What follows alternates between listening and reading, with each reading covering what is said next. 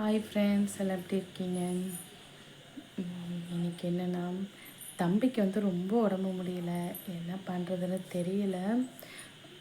1 week மேலே அவனுக்கு வந்து ஃபீவர் இருந்துச்சு, கோல்டும் இருக்குது, ரொம்ப ஓவர் இருமலாகவும் இருக்குது, இருமிகிட்டே இருக்கான். இது வரைக்கும் இந்த 1.5 வருஷத்தில் தம்பிக்கு இந்த அளவுக்கு இருமல் ஃபீவர் இருந்ததில்லை. ஒரு 4 டேஸ் ஃபீவர் இருக்கும், அதுக்கப்புறம் குறைஞ்சிரும். இந்த வாட்டி ஒரு 4, 5, 6 டேஸ்க்கு மேலே ஆகுது, ஃபீவரும் குறையில, ஓவர் இருமலாகவும் இருக்குது. ஃபைனலாக நெப்லேசர் வைக்கிற அளவுக்கு ஆகிடுச்சு ஃப்ரெண்ட்ஸ். என்ன பண்ணுறதுன்னு தெரியல. தம்பி வந்து ஒரு நாளைக்குன்னு ஒரு தடவை தான் தூங்குவான், அதோட நைட்டு தான் தூங்குவான். இப்போ பாருங்கள், இன்றைக்கி மட்டும் 4 டைம் 4வது தடவை தூங்குறான். நெப்லேசர் போய் வச்சுட்டு வந்த பிறகும் தூங்கிட்டுருக்கான். கொஞ்சம் கூட ஃபீவர் குறையில. பார்க்க ரொம்ப கஷ்டமாக இருக்குது. குழந்தைங்களுக்கு ஏதாவது முடியாமல் போச்சுன்னு வச்சுக்கோங்களேன், ஒன்றுமே ஓடாது வீட்டில் ஒரு வேலையும். அவன் சாப்பிட்டு 4 நாள் ஆகுது, வெறும் பால் மட்டும்தான் குடிச்சிட்ருக்கான். வெறும் பாட்டிலில் ஹார்லிக்ஸ் கலந்து கொடுத்துட்ருக்கேன், ஒரு நாளைக்கு 3 வேளை.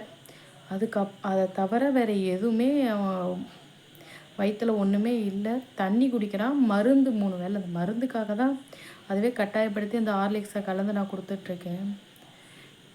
என்ன சாப்பிட கொடுக்கறதுன்னு எனக்கு தெரியல. உங்களுக்கு எதாவது தெரிஞ்சதுன்னா சொல்லுங்கள் ஃப்ரெண்ட்ஸ். அவன் எதுவுமே சாப்பிட மாட்றான். என்ன பண்ணுறதுன்னு எனக்கு ஒன்றுமே புரிய மாட்டுது. 4 நாள் ஆகுதா? நம்ம வந்து ஒரு வேளை சாப்பிடாமல் இருந்தாலே நமக்கு எவ்வளோ கஷ்டமாக இருக்கும்.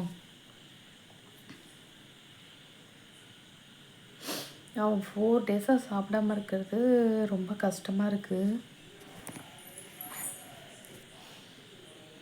என்ன பண்ணுறதுன்னு தெரியல. உங்களுக்கு ஏதாவது தெரிஞ்சதுன்னா சொல்லுங்கள் ஃப்ரெண்ட்ஸ். அவன்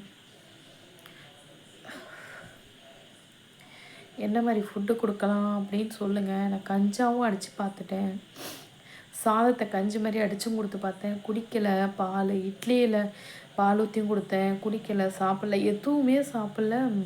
4 நாளாக வெறும் பால் குடிக்கிறான், அப்புறம் ஃபீட் பண்ணுறேன், அதை மட்டும்தான் சாப்பிட்டுட்டு தூங்கிட்டுருக்கான். ரொம்ப கஷ்டமாக இருக்குது. இந்த மாதிரிலாம் இருந்ததே இல்லை. பாருங்களேன், தம்பி எவ்வளோ இதாக படுத்துருக்கான்னு பாருங்கள். இங்கே பாருங்கள் ஃப்ரெண்ட்ஸ், அவனுக்கு வந்து ஃபீவர் ரொம்ப கொதிக்குது. தம்பியால் வந்து அவனால் முடியல, கண்ணை மூடி மூடி திறந்துட்டு இருந்தான். 1/2 hour முன்னாடி தான் எழுந்தான். நெப்லேசர் வச்சுட்டு நாங்கள் வந்தோம். திரும்பியும் ஜுரம் அடிக்குதுன்னு ஜுரம் மருந்து கொடுத்தேன். திரும்பி இந்த மாதிரி படுத்து தூங்கிட்டான். அந்த மாதிரி தூங்குறவனே கிடையாது தம்பி. அவனுக்கு என்ன பண்ணுறான்னு தெரியல ஃப்ரெண்ட். தயவு செய்து இந்த வீடியோ பார்த்தீங்கன்னா, இந்த மாதிரி குழந்தைக்கு ரொம்ப முடிய சாப்பிடாத டைமில் என்ன மாதிரி கொடுத்தா சாப்பிடுவான்றது சொல்லுங்கள். தம்பிக்கு 1.25 வயசு ஆகுது. உங்களுக்கு தெரிஞ்சதுன்னா சொல்லுங்கள். எனக்கும் என்ன ஃபுட்டு கொடுக்கறதுன்னு தெரியல. எல்லாமே ட்ரை பண்ணி பார்த்துட்டேன். ரச சாப்பாடு வச்சு கொடுத்தேன், அதுவும் 1 ரூபா வாங்கிட்டு 2வது ரூபா வந்து துப்பிட்டான். வேறு என்ன கொடுக்கறதுன்னு எனக்கு தெரியல. நீங்கள் தயவு செய்து தெரிஞ்சதுன்னா சொல்லுங்கள். நாளைக்கு தான் திரும்பி டாக்டர் வர சொல்லியிருக்காங்க.